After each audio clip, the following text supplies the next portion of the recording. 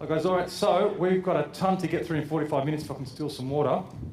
75 minutes, an absolute ton of stuff. So what I want to do is, on the screen is a website I'd like you to go to. This is for part 2. Steve and Meg, feel free to jump on there as well. It'll be good for you as well. And I'd like you to participate in part 2. While some people are completing that, in order to save a bit of time, I just want to share a conversation I had with Shaz. Now, we're talking about purpose. Have you finished your questionnaire? You haven't finished. You finished? Not yet. I'll wait till you finish. This questionnaire is about you. There's no right or wrong answer. That's actually a fact. There is no right or wrong answer. You will find answers in there that sound similar. Oh, to go back a step, I've asked for your email address for one reason only. These normally go about $50 each when I do them in corporates. I'm happy to share with you a link, not this one, but I'll share another link with you that you can share with one of your loved ones or someone at work if you like. So you can have that free. So I'll just grab your email. I'll send you an email with the link because you'll find out later on that, hey, this would be really cool for my loved one to do as well, or my business partner or someone else. So that's why that is there. Some answers might seem similar. Go with your gut feel. The first thing you think of, oh, that one's more like me than the other one. Sometimes these relate to you might feel differently when you're at home to when you're at work as to how you answer these, because we are different people at home than we are at work. We're talking here about business owners, and I think we're talking more about your work perspective on things, because this is how you're going to interact with your customers and your staff. So you might be a complete, nice, flowery, gentle person at home, and you might be a real aggressive something else at the office. But I want to know more about your work persona than your home one. Cool? Any questions as you go through it, just lift your hand and I'll come around, or I can answer them publicly. Yep, if you can do that now, then it shows once you're done, no pressure, we'll talk about you while everyone else is doing it.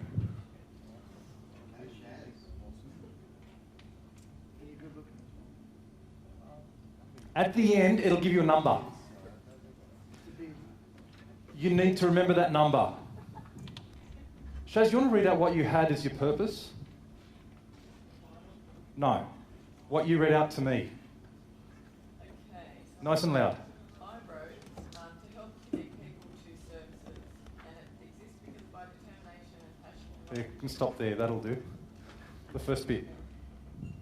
To help connect people to services. To help people connect to services. What Shaz does is she runs the mobile coffee van in Globe Lane that provides coffee and probably some food to the homeless, and she also provides services to the homeless where she helps homeless people connect to other services that are out there, whether it's Bernardo's or Salvez, whatever it is.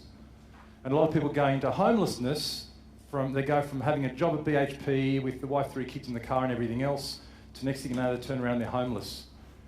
How do I live a homeless life? What do I do? What do I connect with? So your statement again was, can you read that out again? To help and connect people to services. To help and connect people to services. There were a few statements like that out here. It's a bit wish-washy. So we spent a bit of time during the break and we came out with this other one. Might not be exactly it, but to give homeless people access to life-saving services. You see how that sounds different? It's all about the access. So when I'm homeless, yeah, I can get a coffee from her awesome coffee van, but teach a man to fish sort of story. Where can I go to get other stuff? You can go, why don't you call this person over here because she can help you with that thing you've got a problem with. Talk to this person, they can help you get some dry clothes on you or whatever. Very, very different story. So you can see that then educates everything that she does or informs everything she does from there on in. It's this connection thing with services that are going to save people's lives. Along the way, she's going to talk to schools and help people not become homeless, hopefully, and tell people how they're only one step away from homelessness, potentially. So, very different statement, yeah? You're done down the back. Sorry, what's your name? Hairdressing? Gordana. Sorry? Gordana. Gordana. Yep. Did you do your purpose again while we're waiting for other people to... Well, I've narrowed it down to it makes me feel great to make others feel great. Okay, that's almost what you read out. What did you read out to me when you read out the first time, that first statement? I have a passion to care for women and enjoy the feeling I get from what I do. You get a passion. You read something else out. So you have something around making women feel good about themselves. That's what I heard you say, or am I paraphrasing? Yeah, no, that's right. So your statement is probably around something like that.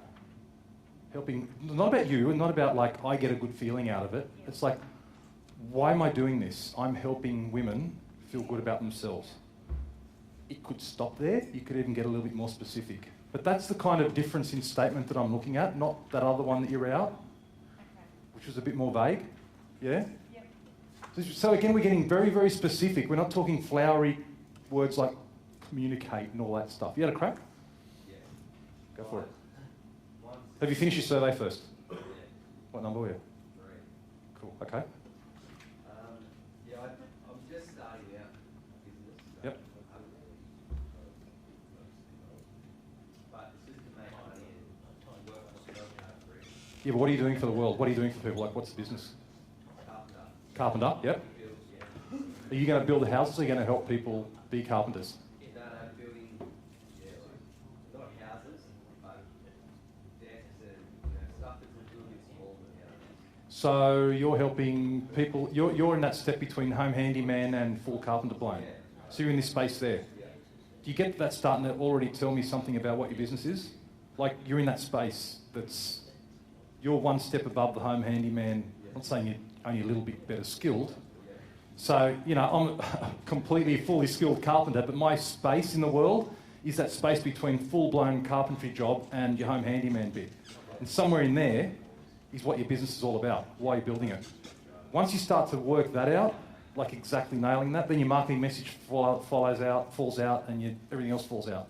And when you're employing people, they say, well, what do you do? Well, I'm in that space between home handyman and full-blown carpentry job with house plans and everything else. I'm in that space. That's what we do. Shit, that's all right. That's the sort of stuff that I love doing. Cool, come work for me because we'll have a good time together. You start to connect with your staff as well. As opposed to the kid says, oh no, I want to go work on the big construction sites and build skyscrapers. You're like, you're not for me. Because you're very clear, right up front, this is what I do. You get how this starts to connect? Like, yeah, you're going to making money's going to fall out of it. Doesn't fall out of the sky, but it's going to happen. That shit happens. Cool? We can't spend a lot of time on everyone else's purpose. I'll go one more. Someone else want to share? Yep. To give small business more opportunity to succeed. To give business more opportunity, small businesses more opportunity. To succeed. Who thinks that's an awesome purpose? Don't say yes.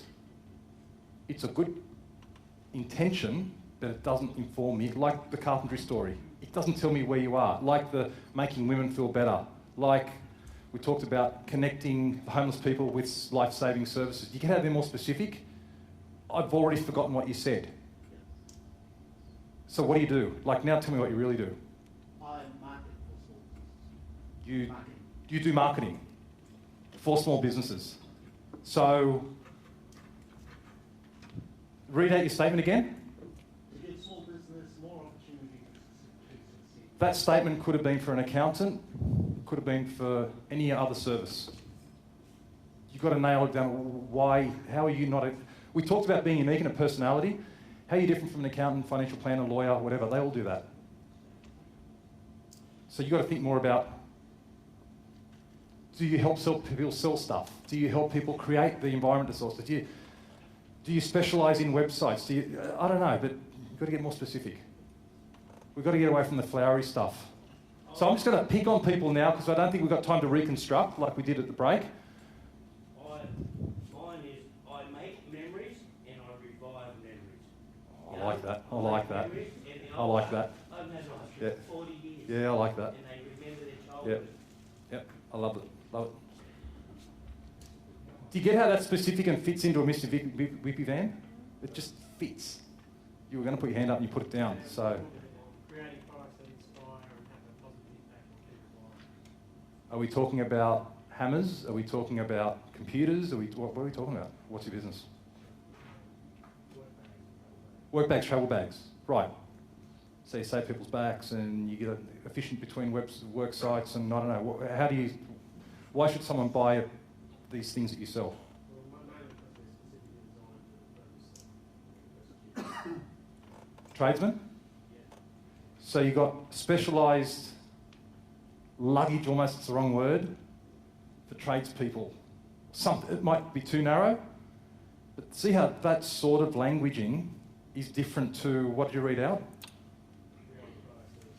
Creating products to inspire. Like the word inspire, it's a bit, communicate, it's a bit cliche. Like, what do? I build stuff that home handyman can't do. That's what I do.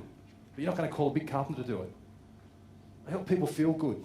I revive memories. You sell specialised equipment to specialised personal carrying equipment, whatever, some wording around that to help tradespeople. That gets very clear. And Shaz's as well. You guys getting the...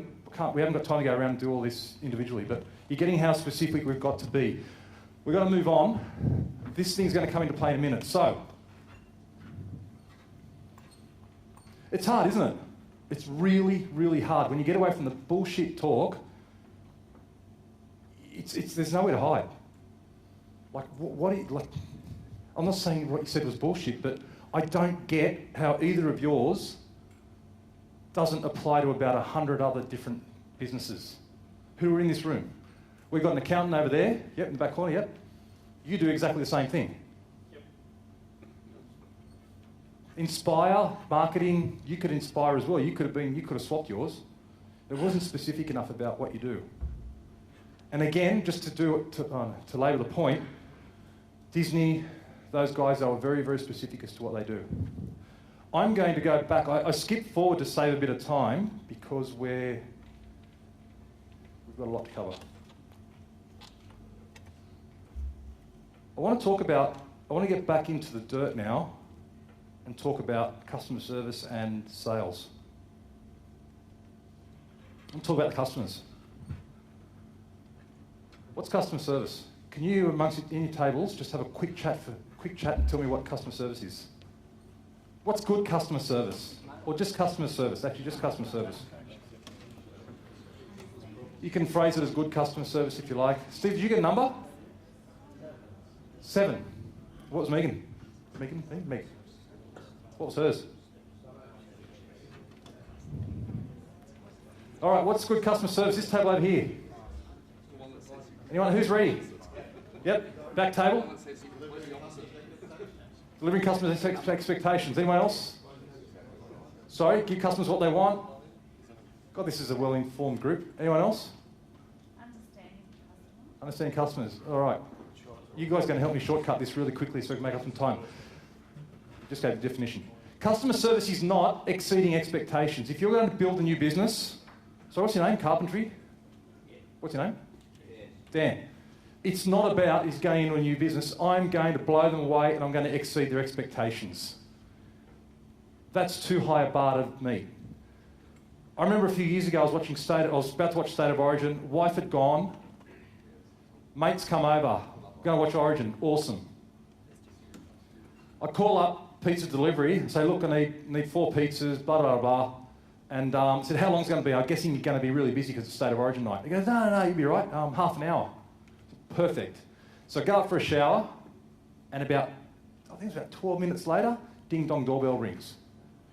So I'm in the shower, I hear the doorbell, I get out of the shower, I've got the towel on, I'm dripping wet, I'm trudging down the bloody steps going, what the hell, open the door.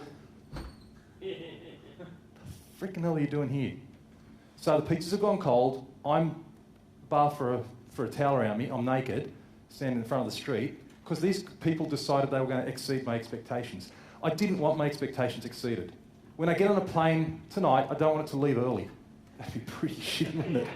Like, it's got to leave on time. Yeah, like, just leave on time.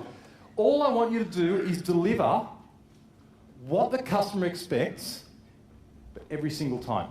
Communication was the key. It's the keep it. Just do this. Start worrying about consistency. What I do in the mystery shopping business is I find the deviations from the average. We get the extreme good and the extreme bad. And I say to my clients, it doesn't matter how high your customer service level is, what I'm worried about is the spread. How consistently are you doing it?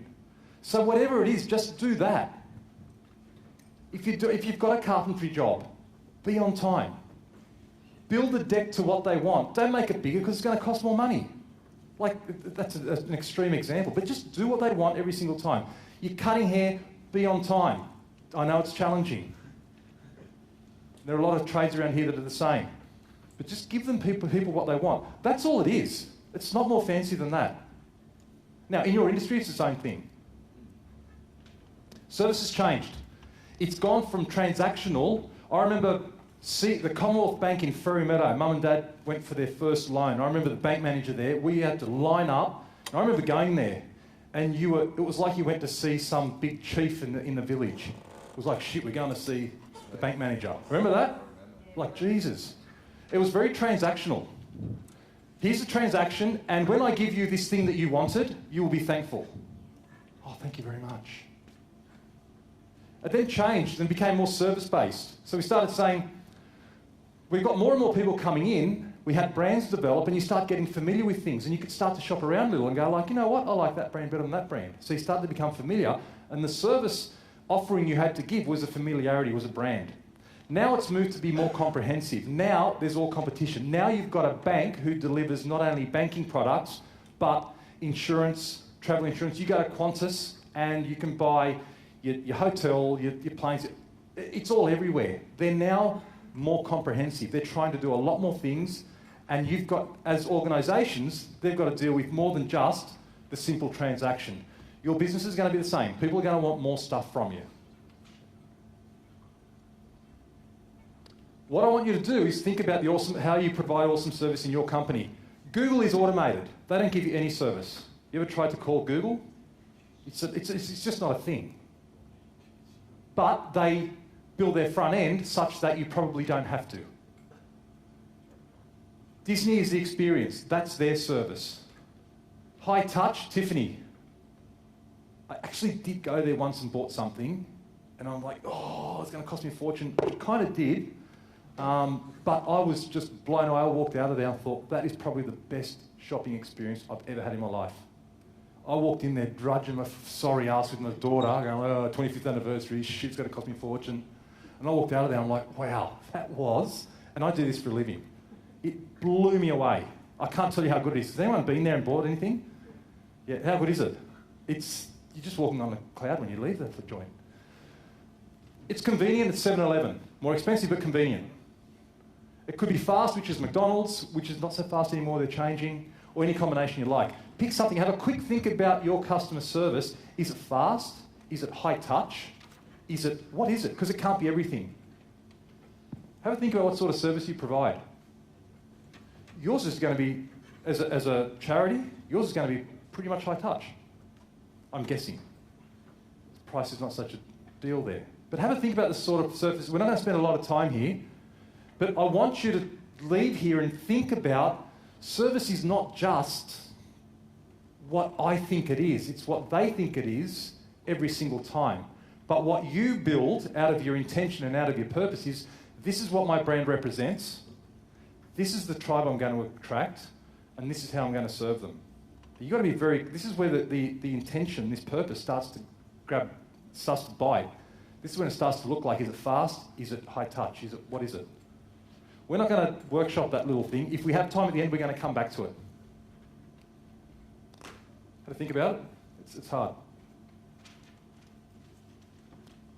Sales is interesting, and this is a sales and marketing seminar, which I'm not going to spend much time on, interestingly. But you can see where I'm coming from at building the blocks above your tactics. Sales is more than, do you want fries with that? We all, and I'm guessing most people in this room, you have this little cold sweat when you have to go out and sell stuff. Like, who's done cold calling? Let's pick up the phone call. How much fun is that? Do you remember the first time you did it? I remember sitting in front of a phone going, oh, all right, here we go. And you just get told to get lost. First time, second time, third time, it doesn't get any easier. That's hard. There is no harder work than selling. I heard someone explain it as the best paid hard work and the worst paid easy work.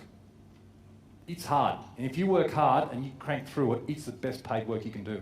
But it's the worst paid easy work. You try to do the whole, someone's going to come to me, it's the worst paid job.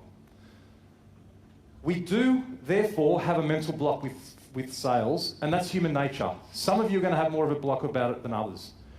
The do you want fries with that is kind of in the lexicon. You know who said it? It was McDonald's. And we think, like, every time I go somewhere, they keep asking me, do you want this upsell? Do you want this cross-sell? McDonald's has now gone a step beyond that. You now actually, they don't ask you, they just give it to you. Like, you now order package number. You order, I'll have number 2, and it comes with the fries, comes with the Coke, comes with the thing. You get it without even asking for it. So, the other one that's famous for this, actually a bandit, is Foxtel. All I want on Foxtel is a sport, which is $24 add-on. I looked because I was looking at trying to reduce my Foxtel bill. But I can't pay $24. I've got to buy all that other shit too. It drives me crazy, but that's it. That's what I've got to do. So I've been upsold without even being asked the question. So my point about sales is that if you hate it, tough, get on with it, but try to design your business in a way that you don't have to go out and do the upsell or cross-sell and try to... Now, we're not going to spend a lot of time on that because that's a whole another day, but I just wanted to give a little bit of perspective on sales, and the main perspective is... I'm going to skip through that. The main perspective is that... Oh, I'm going to come back to it. Is that sales is a lot like customer service. It's actually the same thing. So I was at a conference in the Grand Chancellor Hotel in Hobart. Anyone know Hobart very well? It's actually just on the banks of the Derwent River, sits just above where the City of Hobart yachts come in on just a couple of days, or now a day after Boxing Day. It's this beautiful old building, got the stairs that roll up, that go up into this grand old building, and turn around, you look at it and you go like, wow, that's just an awesome view. Did the talk, go down these stairs, I got my bag with me, and it's been a big day, so I'm just heading down, there's a taxi rank out the front. I go, here we go, right, go back to the hotel. And this cab driver, he looks at me, gets out of his car, and he comes right around. Comes around to my side of the car and he says, oh, how you going? I said, good. He said, oh, jump in. All right. He looked like he came off a fishing trawler. He had the old, the grey beard with a different colour, bit of ginger here, and he had the bulbous nose. I thought, God, this guy's going to just grunt at me the whole time, but interesting. So I sit in the car and I thought, I'll just sit here like this, the whole body language of, I don't want to know about this. We pull away and he goes, so where are you going? I said, the Novotel. He goes, oh, it's not far, it's up the road. I said, good. You been to Hobart before? I said, no. Do you like Hobart? I suppose. I was being a prick. I just didn't want to have this conversation. And he says, I see that building over there, and he told me something about the building. I went, oh, that's interesting. And he starts this conversation with me. And he says, where are you going tonight? And I went, what? He goes, oh, I just wanted to know where are you going? Can I pick you up? I said, I'm coming back to this hotel for a dinner. He goes, oh, what time? I said, 7. He said, can I come pick you up? I said, yeah, sure. He goes, what time do you reckon it'll finish? Oh, I said, I don't know, about 11, but I don't know, I might have a few beers, and could be 11:30, could be anything. He goes, tell you what, if you don't mind, I'll be here at 11 and I'll take you back to your hotel again. You know, all right. And he goes, oh, that building over there, so this thing here and that one over there, and he was telling me a few other stories. And he goes, what are you doing tomorrow? I go, oh, geez, he really wants this date. I'm imagining picnic under a tree and all this stuff. I go, I'm flying home, it's Father's Day. It's because it was Father's Day the next day. He goes, oh, cool. What time's your flight? I said, oh, it's about 10:30, I think. He said, how about I pick you up at the airport, at the hotel about 8:15? He said, if I'm not there, I'll make sure someone's there. The car will have this on the side of it and you'll be set. I said, shit, okay, cool. This is before the days of Uber. Like, I said, how cool. All of those steps happened. He upsold a $7 fare to $65. He didn't do jack. He didn't do anything. He just talked to me. You want that? Yeah, yep, done. I was sold. I didn't even know I was being sold to. Now, I don't know if this guy was a sales genius or this guy was just a guy who he was just being a nice guy and he was selling it. But I asked him the question. I said, why are you doing this? Is that your cab? He goes, no. He said, I've been here all my life. I don't work hard physical labour anymore. He said, I just love showing people around the place. So I think of myself as kind of a tour guide. In comes the purpose. It just blew my socks away. So he upsold me 135%. I did the calcs. Doing nothing. So I want you to think of sales as different to, like, do you want your fries with that? It's not just that. So sales is also, like customer service, it's meeting the customer's reasonable expectations. You just got to meet their expectations. He said he was going to be there, he was there. Now, did he go a little bit out of the way? Yeah, he did. Do I expect that from a taxi? No. But when he said he was going to be there at 7, he was there at 7.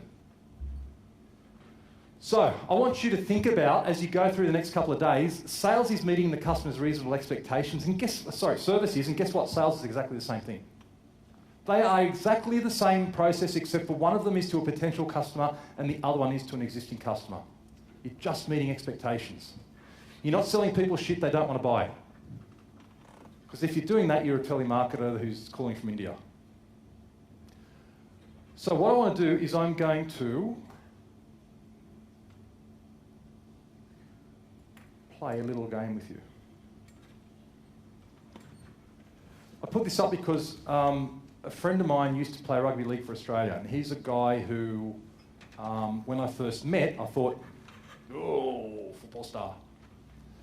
He invited, my son and his son played football together, so I happened to, kind of got to know him pretty well. And he goes, you want to come up to my place for a I think it was Australia Day. He goes, we're having a barbie. He said, yeah, fine. My dad was there. He goes, why don't you come up as well, Mr. DiPietro? He goes, all right, cool. So I rock up to his joint, and there's all ex-Australian players standing around and ex-first graders. I'm going, oh, and here's me. I just felt tiny. Tiny. I feel kind of like a big guy when I'm with my cycling mates, because they're all doobie little mountain goats. But when I'm with these guys, I'm just in the land of the giants. And a bit in awe. So we're standing around in a circle, and they're in a circle, and we've got the beer going, and there's some sport going on the screen, and when people, you've got the beer and they start to kind of mimic each other. So if you notice you have a beer and you lean in, and everyone leans in with you. So you start playing this game, and then you just lean to a side, and they'll all lean to the side with you. People mimic each other.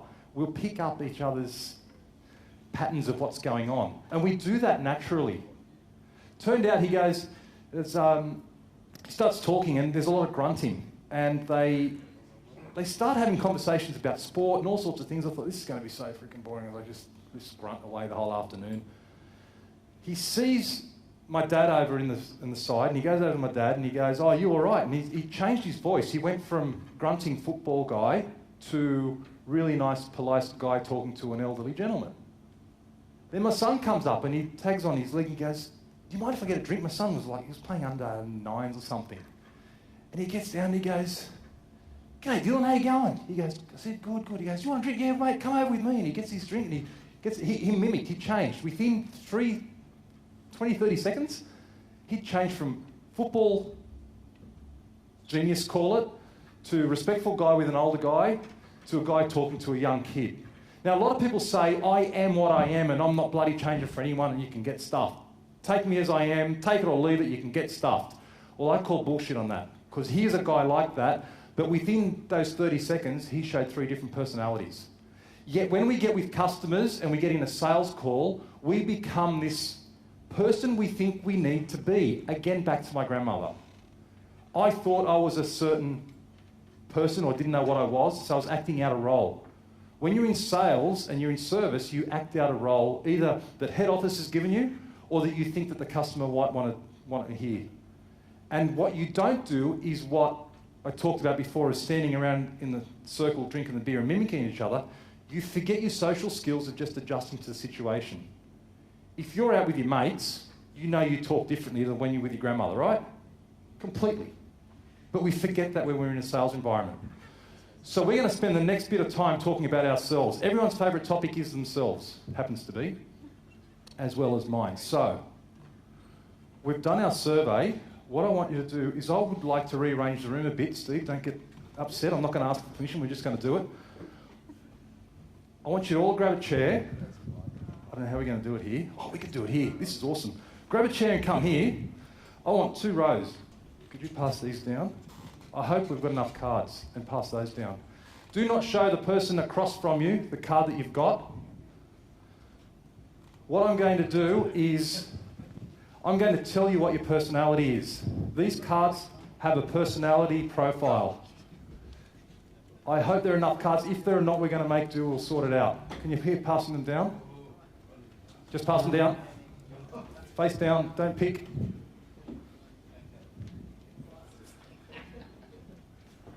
Keep going. Just grab one and move it on. Let's go. Let's move it. Rightio. So have a read the cards. You do need eyes. All the people who are facing me, you've got a new job and you're a Telstra rep in a Telstra store. Aren't you lucky? The people who have got their backs to me, you're all customers who've just got a Telstra bill, you've been on the phone, you've had the runaround, you've got the shits with it, and you trudged your sorry ass off to Crown Street to the Telstra store.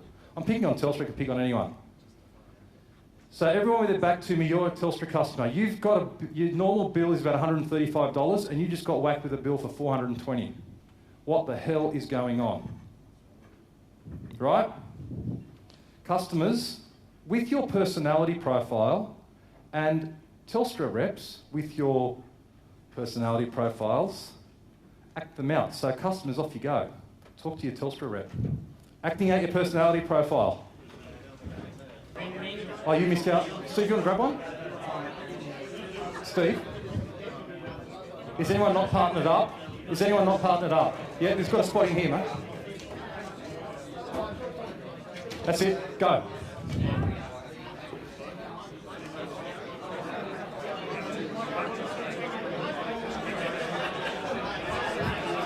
Alrighty. Alright. Alright, how did that feel?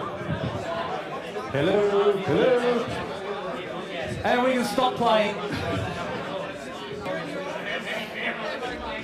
Alright, we're done. We're turning off. Alright, we're done.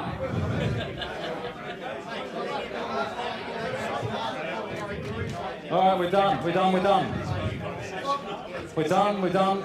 We're done, guys. You're not going to solve it? Oh, yeah. Alright, so, how did that feel? Fun. Typical Telstra call. Felt a bit awkward. Who felt awkward? Who found that didn't really flow? Who felt it did?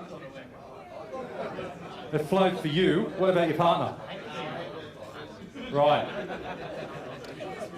So, what I'd like you now to do is everyone move down one chair, get off your chair and move to the next chair. You guys move over. We're just going to go one move anti-clockwise.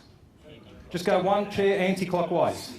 That's you guys with your back to me, you're going this way, and you guys with your face to me, you're going that way.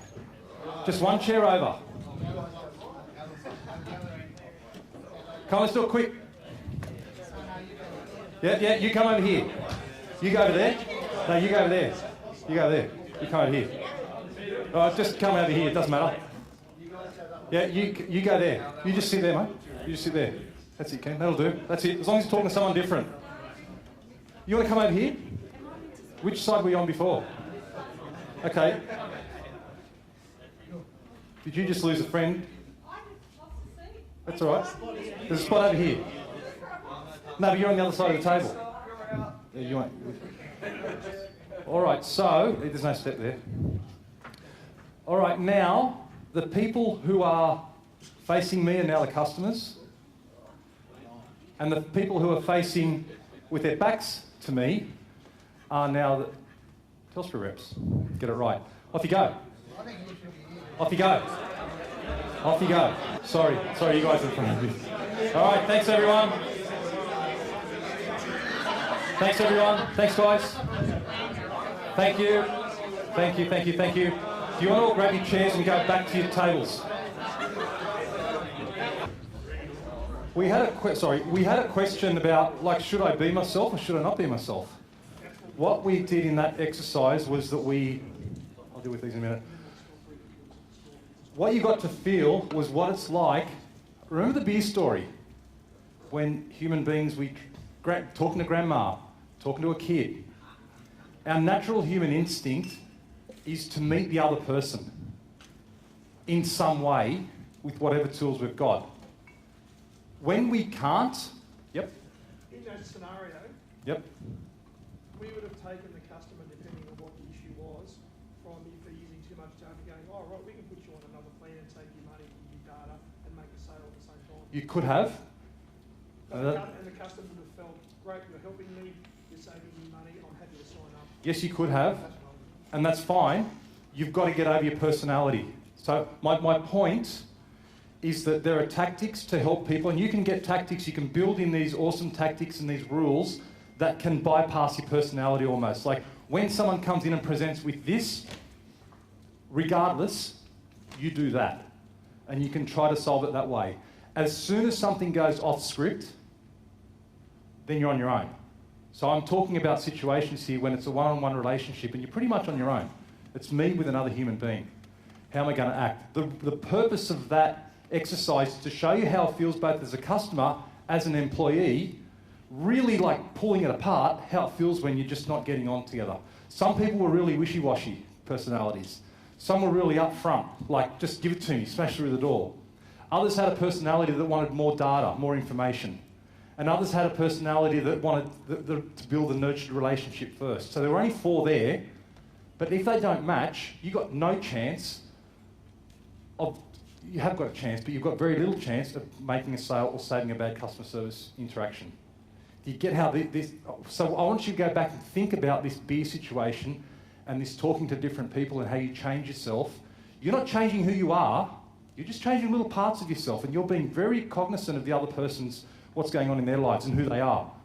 So what I want to do now is I'm going to take that another level and not just a make-believe. Oh, where are the cards?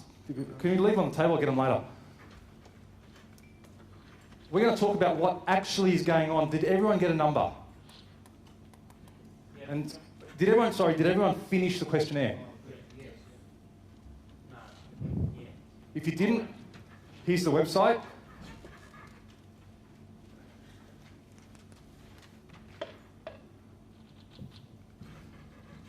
When you make a purchase decision as a consumer, and when your customers make a purchase decision, they don't just make rational decisions. Now we know that, but we treat them like they're going to make a rational decision. Usually it's emotion that comes to the fore, but it's masked behind other things that are going on. We are not solely rational. The front of our brains, we won't get into the brain science because I'm not a brain scientist, but at the front we've got our most recently evolved part of the brain, which is the logical part of the brain. It makes logical arguments. It has values.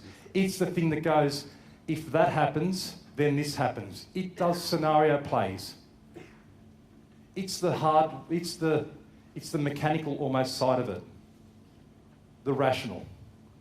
Then we have what we do with it. Like I said, we do risk reducing strategies. So like I said, if this, then that. So scenario role plays. If I invest that money here, then I could make that, but I could lose that. And if these things happen, then these things could happen. So as humans, we've evolved to actually be able to predict the future without having to go through it. So crossing the river, will I go across the big stream with the current, or will I go around the canyon and take an extra 2 days? We can scenario play that and go like, it's going to rain, it's going to this, what would happen, how much food have I got? That's the whole working out. Now, the irrational is where the subconscious part of the brain, which says, okay, there's the lion jumping out of the bushes, you jump. That sort of thing. It's all the automatic stuff. It's the stuff you do when you go to work. You know how you go to work and you go, how did I get here? Because it's just pre-programmed. You've not thought about it. Whereas if you've got to change a tyre, you've got to go like, where the hell's the spare tyre again? Where's the... oh, shit. Oh. You've got to think through the problem. But when it's subconscious, you don't think through it. It happens automatically. When you eat, you don't think, I'm going to put the fork, I'm going to put the arancini balls, that was my order, that's right, in my mouth. You just do it automatically. Indeed, you don't actually, most of your body functions are all automatic. You don't think of what your pancreas is doing. It happens. Certain things are going to happen outside that might stimulate your adrenal gland, which gives you adrenaline, which gets you out to do something. You don't think of any of this stuff's going on. It's just happening in autopilot. Now, when we make a decision, we use all of this. We use the front of our brain, decision making, and we use the automatic part of our brain. They work together. So imagine you're going along the street and you want to go and buy a dress, or you're going to buy a car, or whatever it is. The dress is the metaphor. And you go along and you go like, shoot, that's nice. And you walk along and then you do the whole, oh, I might just go in and have a look. Regardless of what the salesperson says to you, you've got an instant interest. Salesperson says, oh, that dress is $1,000. You go, oh, shit, $1,000. Can't afford $1,000. Rational part of the brain. Subconscious goes, oh, you really like that red dress. too expensive. But I could use it, again, because I'm going to that party, which will be a different crowd to that party. If I look at it like that, that's actually 2 dresses in one. Now it's $500. You know, because this does happen. Now all of a sudden it's half price. And then you're going to go overseas, oh shit, that's another one I could wear, no one's going to see it. And you start rationalising in your brain, which is why we call rationalising, it's the rational part of the brain. This part's going, yeah, that's a good idea. If they're too far apart, you won't buy. Like, it's just like, nah, doesn't matter, I haven't got $250. Like, I haven't got $1,000 cash, and I can't justify it however I like, I just can't buy it. Sale falls over, and it doesn't happen. But your rational brain might go, yeah, when these two meet, you've got a transaction. The salesperson, their job is to help that rational part of the brain. They cannot help the subconscious, because it's there. So what I want to do is, there are 3 layers of personalities. Now, what I'd like you to do is, I've got 2 more. We're going to have to put some people on the same table. You all got a number, or you didn't get a number. If you didn't get a number, you can stay where you are. But there's a number here. So whoever had a number 1, there, whoever had a number 1 on their survey, can you come and sit over here? Does anyone have a number 1? You guys are going to move. You're all going to move. Another number 1? Anyone have a number 2? Number 2s are over here. There. All right, number 3. Thank you, saving me time. Number 4 is over here. Find your table. The table will match your thing. Now, I'm going to put some down the back. And these people won't mind. These people won't mind. Number 8, down the back. Number 9. Number 8's down there. Number 9. Oh. Can number 9 just grab some chairs and sit in the middle here? Can number 9 just, like, sit in a little fireplace around here? Number 9s? What number are you? You're somewhere? Oh shit, I haven't decided what we're going to do there. It's number 7, we'll have another little... Sorry? 7 over there? 7? The drawers stay where you are. You will have the freedom to move around. Which one am I missing? Number 9. You number 9? 7? You guys are going over there, I think, as well. We'll put 2 on one table. Number 7. Who was number 9? You're number 8. You're down the back. You're down the back. You're number 8, weren't you? Oh, you're 3. That's right, okay. Who's the number 9? Do we have any number 9s? No number 9s. Cool, we might have some later.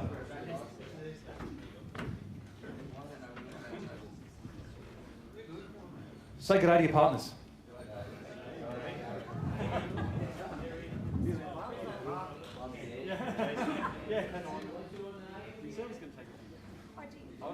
All right,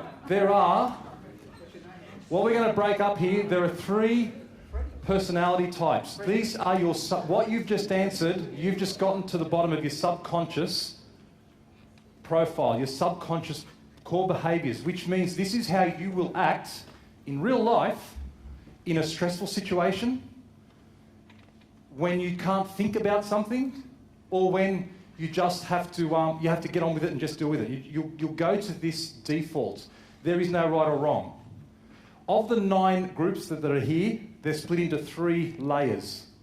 So you might feel as we go through this that you get other people on your table. You just get them. You might even find your dress similar. So the 3 types. Who are the 4s, the 1s and the 7s? Can you put your hands up? The 4s, the 1s and the 7s, these are the idealists. Sorry 8s are down the back there, but I'm pretty sure you guys won't mind. These people focus their energies on how the world can be better. They focus their creation on ideal past, present and future. So these people are all about, to some of you it'll sound like kumbaya, make the world better. But to these people, it makes complete sense. We're going to dig deeper into them. The 5s, the 2s and the 8s, where are you? These are the power rights. Their lens of dealing with the world is through a position of power, whether they have the power or know how to get the power or know how to use the power even though they don't necessarily have it. But they are comfortable in the world of power. So they go through the lens of that power, amassing power, accumulating powerful information. And then there are the groupies. which sounds like the best one. The 9, 6s and 3s, where are you? 6? 3 and 9s we don't have any, which is interesting. So their view is themed on the united whole. They're all about the group dynamics. Let's make this group work so that we can then move on to do something. So they focus on achievements of the group, protecting the group from risk and maintaining group harmony, which is why they're called the groupies. So the idealists. We're going to dig into these individually, and the whole context of this is I want you to go back to the Telstra example because you are one of these 9 and your customer will be one of the 9 and you have to get over yourself in order to serve the customer because it's not their job to change, or when you're selling something, it's your job to change as much as you can. And what I mean by change is not change who you are, but do the whole, okay, it's like I'm talking to grandma, I've got to change a bit. Be aware of how these different personality types play out. But most importantly, because I'm not asking you to check the other 9 and work out who's in the other 8, the 8 that are not you, how am I acting? Where does this come from with me? Because this is where you screw it up. And this is where you're also a genius. So who are the 4s? Where are the 4s? Okay. So this table over here, we call you the artists. And everyone's proud of their things, so everyone can do a little woohoo, okay? So number 4s, where are you? Oh, that's pretty, geez, you meant that. All right, there's a lot of words here, and I'm going to go through them because there's a lot going on. They value truth and beauty above all else. So you guys are all about, let's get rid of that for a minute. You like things that are beautiful, correct? You like things that are unique. Sound true? A few other statements for you. I'm a romantic seeking a truly authentic connection. I had a person in a group who was a 4 who had a wife who was not a 4. And they go to the movies. And he goes, I stopped going to the movies with my wife. I said, why? He said, I sit there and she's just asking me all these questions about, like, what do you think of the movie? What do you think of this? What do you think of that? He said, I'm just trying to process it. I'm trying to understand it. I'm trying to make a connection with the movie, and I'm making a connection with her, but I didn't want her just blabbing them out the whole time, and I couldn't work out what that was. They were just very different personality types. They even watch a movie differently. So you'll see how you guys act is going to be very different to how the rest of this room acts. Small talk does little for me. Sound familiar? So if you're serving someone like this, and you're going with small talk, how's the weather and all that, it's like, yeah, you know what? I'm not that interested, but geez, your wall needs painting. Small talk does little. I enjoy good design and natural beauty. I relate well to people on a spiritual level. They're very deep. Experience rapidly changing moods, and I feel differently from other people. Are you moody? No.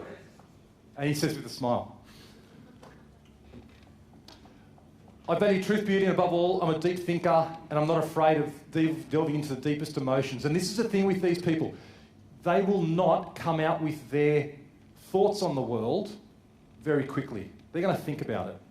Everything comes from a position of deepness, which can make them seem moody.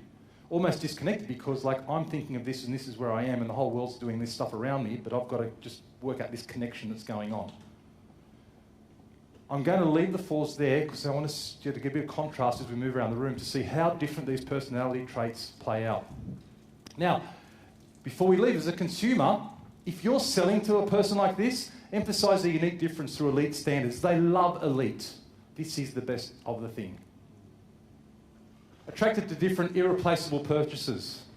So do you have stuff like grandma's, I don't know, the spoon she got at Katoomba back in 1960 and do you collect stuff sentimental value? Yes? Like what? Rocks?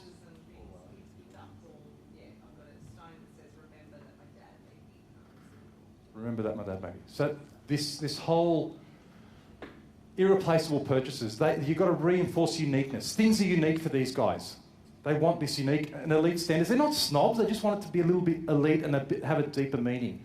So you're not just going to buy something just for the sake of buying it. There's this connection going on. What you do with these people, if you sell to them, you emphasise, you don't empathise, you don't assist. You provide a process so they can paint their own picture. They don't want you to paint it for them.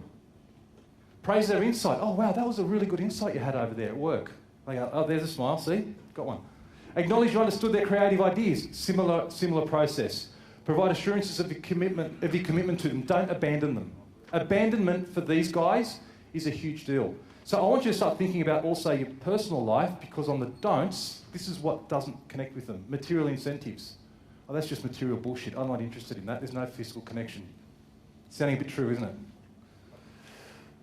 Don't minimise their feelings. It only makes them more intense. You shouldn't be feeling like that. Go to hell, I'll tell you how to feel, because I'm a very intense person. A few nods. Just calm it down a bit. Just lower your intensity. Doesn't work. Don't pressure them to tell them what they want, because they know what they want. Don't answer their quandaries. Let them express and let them process it themselves. Oh, I'll think about that, and that's what they'll do. Don't give them the feeling of being abandoned or overlooked. So as a customer, they don't want you to say, yeah, I'll be with you in a minute, and you go, and you come back 10, 15 minutes later. It's like, shit, they've abandoned me. Horrible. Sounding a bit familiar? Scary how these little surveys can get right to the core of the individual. This is how you will act under stress. This is how you will act under pressure. This is your core, we call them the core belief systems, which you've got to sell into or out of. You've got to be careful. The ones, where are the perfectionists? The ones. We've got 2 perfectionists. These people have high standards in every single thing they do. Like if a job's worth doing right, correct? Yep. Big nods. You don't like loose ends. It's got to be done, it's got to be finished. I'll go through a few of the others. Others rely on my order, organisation and self-discipline. Like you're organised. You know what's going on and you how to get it done. Do you have a clean work area? Do people remark on your work area and say, oh, you're pretty tidy? Or not really? My shed. Your shed? What about your shed? Good. It's good? Yeah.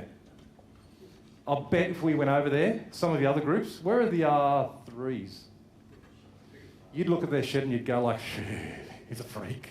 Like your idea of clean is not someone else's. You expect high standards of honesty and integrity. Integrity is a big, big deal. Don't screw with the integrity with these guys. Usually it's work before pleasure. Might be a bit hard to turn off for you guys.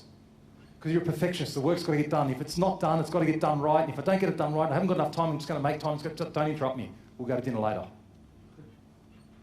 Find it hard to relax and can be critical and demanding. Always do the right thing. Can also be very critical of other people.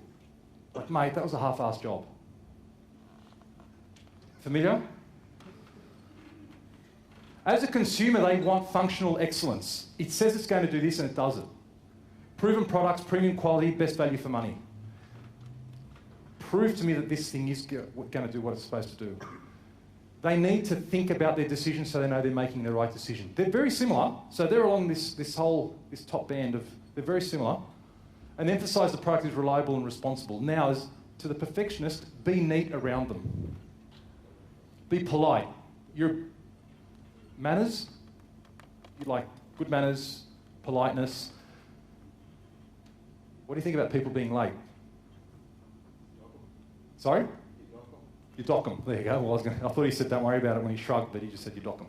You've got to be punctual. Play by the rules. If you change your mind, then they lose their respect for you. Don't make generalisations, be specific. Oh, look, I'll get that shed done for you. Oh, you know, yeah, I reckon if it doesn't rain, just give me the answer. Tell me when you're going to get it done. Don't go around the corner. For these guys, don't say to them, oh, look, you know what, we can go. If we just slip that guy a 50, then we can get that and go to the council and whatever. It's not how they work. They want to follow the process. And don't offer criticism without being clear about why you're criticising them.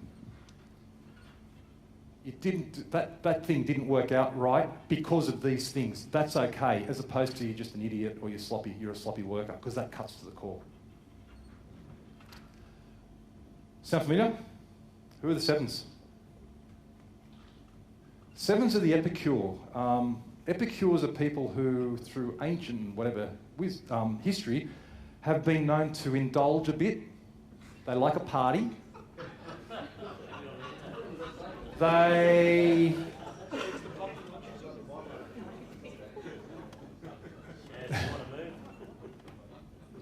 Do you get bored easily? Yeah? Yeah, nods. You like the shiny new toy? Yep. Like to party? Have you ever been in a situation where you're the last to leave the party? Do you start the party? The sevens are all about sensuality. Food, drink. You're here for a good time, not a long time.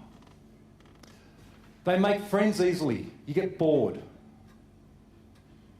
You lose interest. You're super high energy. I know in some of these, and just recognising your faces in that thing we did, you're like, you guys were the ones that had to stop. Because you've got energy going and you're going, I'm doing this. But don't box these people in. So what happens when you feel like you're in a corner and almost claustrophobic and there are people coming for you and it's like, whatever it is, and you just come out like, don't box them into a corner because they come out quite aggressively. And they love that shiny new toy. So if people like that, I didn't go back to the others, I might go back. Bill Clinton was a famous one, Jack Nicholson. Cameron Diaz, Sarah Ferguson. So devoted to sensual enjoyment, especially finding food and drink, good time, not a long time. Life is too short to worry. Probably not big worriers. Number one, you worry the job wasn't done right. Large network of friends, sometimes you make it up as you go along. Drives these guys crazy because you're going like, I should be right, we'll work it out because I've got the energy and I'm going to bust through and I'm going to get there. Whereas these guys are going like, oh, you've got to have the process done and get this thing sorted. Very different approach to doing the job. Make friends easily, you always see the upside, the glass is always half full. People, you've got a lot of new ideas. Other people think they've got a lot of new ideas and you know that I'll show you what new ideas is because my head is absolutely full of them. You can't understand people that sit around and wallow around in their pain. Just get on with it, enjoy life, don't worry about it, and just your energy will get it through it. They purchase based on not being bored. So if I'm selling to one of these guys, don't bore them with your bloody bullshit talk about processes and whatever. Sell me the shiny new thing, I'm there. And tell me how you're going to fix it pretty quickly because I'm going to get bored with this whole thing. They like to know the best of breed. They want to compare themselves to the best of breed and go, this thing's pretty good.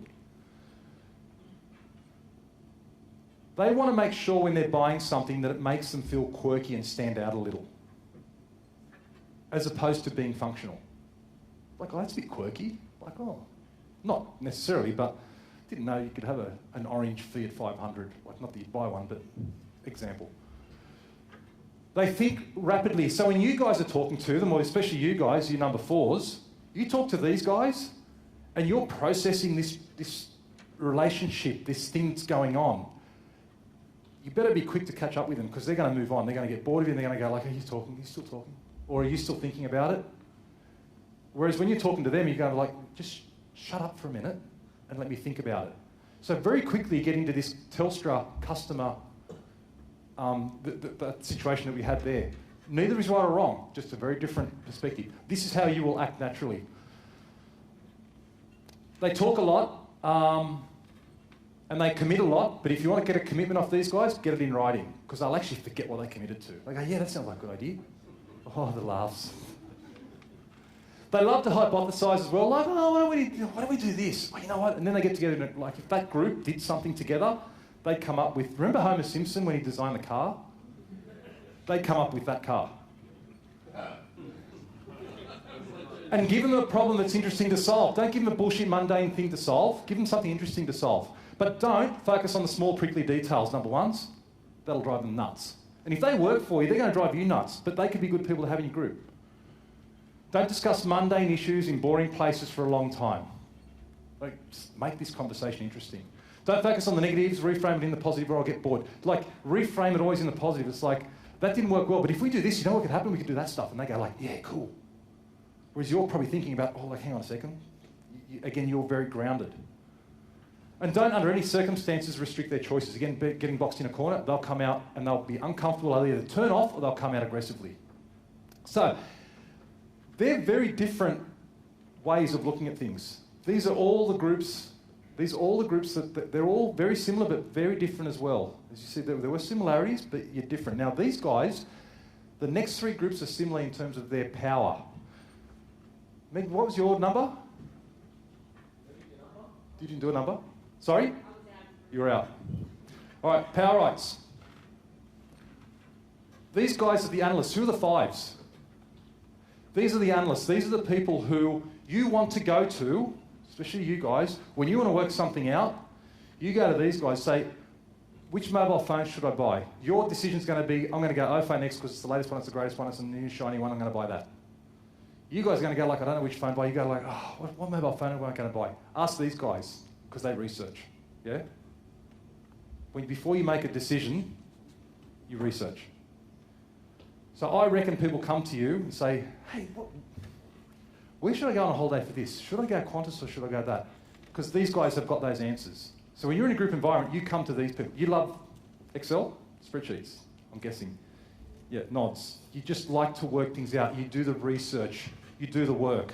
These guys won't. They'll go on gut feel. And these guys will go on emotion, and these guys are going to go, what's the process? You need to give them space to think things through. They're respectful and quiet. So they might seem like there's not much going on and go like, you wouldn't ask them, like, geez, they just sit in the corner, they don't do anything. But they're the ones that have got the knowledge. They're the ones that have got the stuff going on. So you've got to learn to appreciate people in this space. For that reason, because it's going to be good for you, especially you guys. Independence and privacy are important. Don't want to be the centre of attention, unlike highly aggressive, arrogant or stupid people. Stupid doesn't work well with these guys. You'll do stupid if they're fun. You'll do stupid if you've got an emotional connection with them. You don't care about stupid because as long as you follow the process, that's cool, but they just don't want stupid. Very different again. Illogical and emotional people. It's about... Now, this isn't 100% what you do all the time, every day, but this is a default position. And like all of you, it's not the only way you act, but this is, you do more of this than any other group here. Bit of perspective. You withdraw from the process to re-energise. When there's stuff going on and people like me talk too fast and too loud, they go like, I'm just going to go back in here, I'm just going to have a good think about this. You might even find some fours sitting in the back. They'll be thinking about the emotional connection. You'll be thinking about, I've got to process what's going on. How am I going to work this? I've got to analyse it. As a consumer, they want technical superiority and efficiency. They want written information. So in the Telstra thing, they'll say, but I've got on the contract, it says this in paragraph 7, because they get that stuff. That's the language. If you want to talk to them, they'll talk that language. Cheap and cost efficient is good. They will find the best deal. Do people come to you for research and stuff? Say, can you tell me what? Do people come to you for that stuff? Yeah. Do people come to you for that stuff? Probably not. They go, oh, what do you reckon? You go, oh, maybe that. Make your technical expertise clear if you want to talk to them. Hey, I'm the expert in, and they go, okay, cool, I'll listen to you. What you do, provide insider information, they love it. I've got a deal, I've got a special deal. I saw this thing online and you could get a 10% off. They love that stuff. Face-to-face they find difficult. Allow them to decide later and be clear about what you expect from them. If you tell them, I expect this from you, can you go and find out? They will deliver that. They're the people to do it. Don't fill the space with conversation. My brother often says to me, he goes, why is it whenever there's quiet you have to fill it with your voice? Because I'm one of those. It's just what I do. But he doesn't. He's an analyst. You just sit there quietly and goes, just shut the hell up.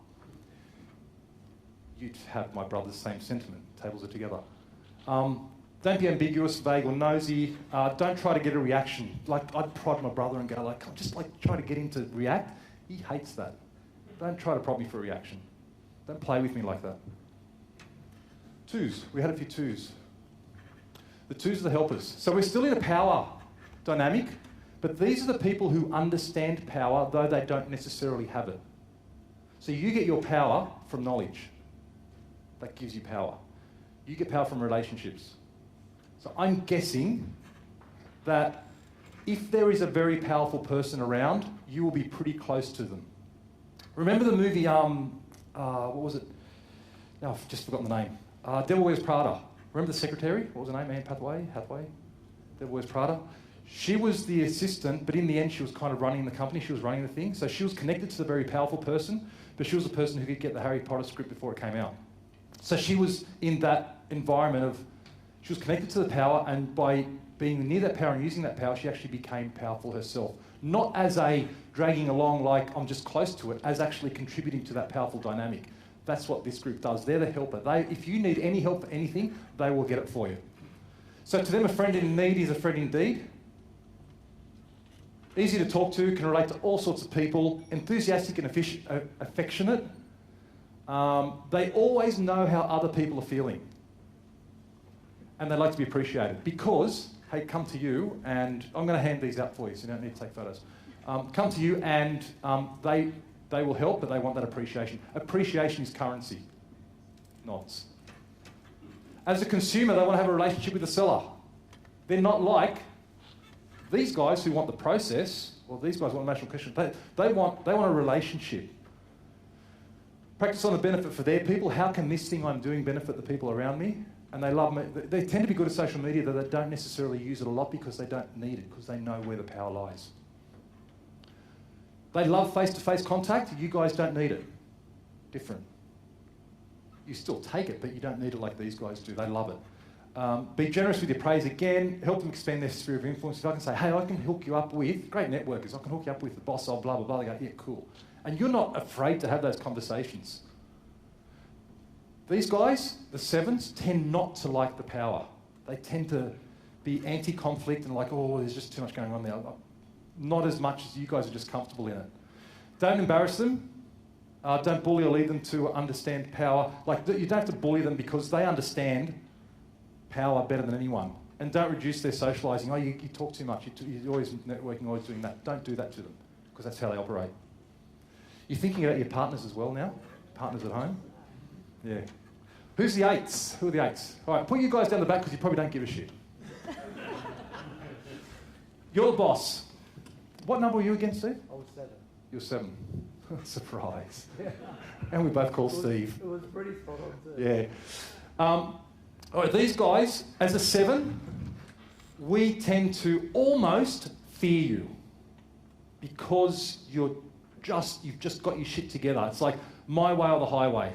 Like, don't give me all this other crap. This is where we're going, and I basically don't care beyond those words. This is what we're doing. The boss is the person who'll double down. It's the Donald Trumpy sort of thing of like, if it's going, I'm not saying he's an 8, but the Donald Trump thing of like, if it's going bad, just double down, double down, double down. When they buy something, they'll buy large and they go hard or go home, sort of thing. Kerry Packer, Martin Luther King and Dawn Fraser were famous ones, famous 8s. Now, they believe in justice. Justice is a big deal for these guys. If you screw with them, remember the movie, sorry, can I have permission to go 5 minutes over? Yeah. You remember the movie Meet the Fockers? There was the dad, De Niro, he was an 8. And he said, I've got a circle.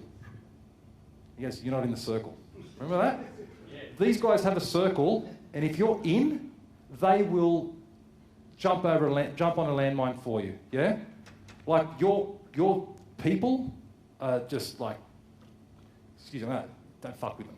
Like, just, this is my group. Outside that group, don't exist almost. It's a very in-group, out-group. If you're in that group, awesome. If you're out of that group, you either don't exist or don't screw with them. Conflict, are you comfortable in conflict? You don't run away from it. You take it on, head on, like bang, done, sort that out, move on. These guys don't like it. These guys don't like it either.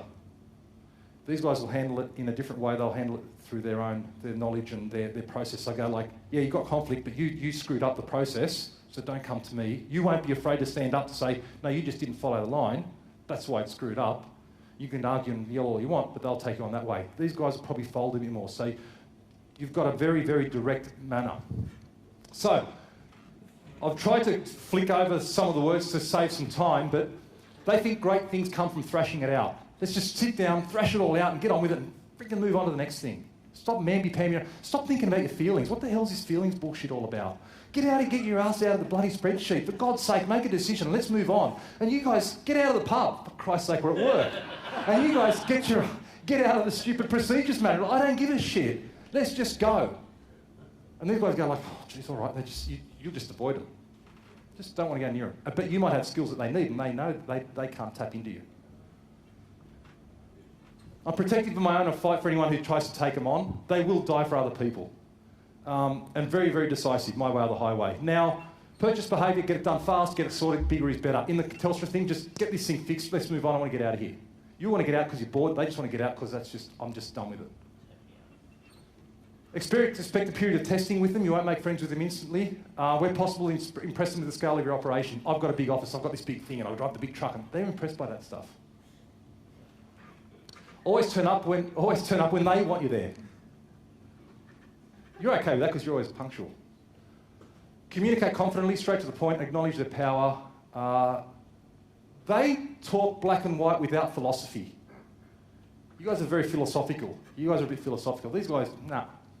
Pretty black and white, nods. Expect turf wars, this is my place, not yours.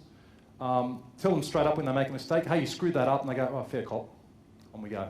You're probably too scared to say that, some of you, but they'll just take, yeah, fair cop. Don't complain, memby-pemby excuses, it's raining, it's windy, it's whatever, don't care. Don't play power games, they will win. These guys, the number twos, they are really good at working with you. They know how to tap into your power. They don't have that power, the directness, but they can use you and you should use them because they're very comfortable in your world. Don't betray them and avoid an argument. Don't let it escalate because they'll win. Groupies, we've got 2 groups left. Who are the groupies? We got the 9s. We don't have any of those. So we're going to fly through the 9s. We're going to actually leave the 9s. The 6s. You have 6s? 6s. These are the groupies. These are the stages that look at how the group dynamics work. So the 6s are the people who, this is going to sound horrible, almost tinfoil hat people. Like they're sceptical.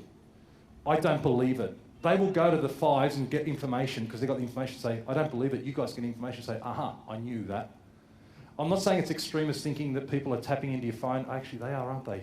That's where they go. They go like, hang on, but who's going to screw me over here? How's the group going to fail out as a result of this? How are you going to manipulate me? Always looking at the protecting of others, protecting the group through how are we going to get screwed over, and very sceptical. That's not a bad thing.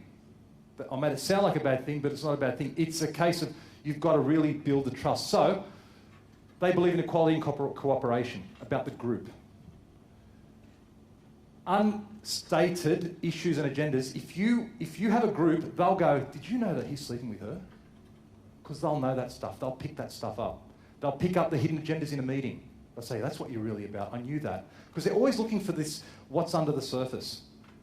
They can doubt themselves, can be sceptical and questioning. Loyalty is very, very important to them. An astute judge of people's intentions and motivations. Now, as a consumer, they want the thing to be safe and secure purchase because you're looking out for your group. I want to make sure that someone doesn't get hurt as a result of something that's going on here, and I can protect them. You want to explain the history and the credibility over time. History gives you credibility. So if you say to them, we've had this product for 10 years, they go, cool, they're still around. They weren't just here 5 minutes ago. These guys are going to go to the guy that was there 5 minutes ago. They're like, cool, showing a new toy. You go, hang on, you don't know, but this other company's been there 10 years. They'll screw people around for 10 years. So you have that discourse going on in your head. Very different to that one. Be clear of guarantees and money-back offers. They like guarantees, money-back offers. Okay, so under what conditions can I get my refund? Be explicit to your word. Only commit what you can deliver. Mix positives and negatives. Look, on the bad side of this thing, there's this. And they go, oh, that's good that they've shown me the negatives because now they're not just giving me the bullshitty story. They're giving me the whole truth, the whole story. And you respect just the fact that someone's giving you the negatives, I'm guessing. Don't order them around. Don't exaggerate. Exaggeration doesn't help. They don't get impressed with these guys running off with their big power games. You go like, hang on, let's go see what's behind it all. The 3s. Where are the 3s? The achievers. Okay, last group before we finish up.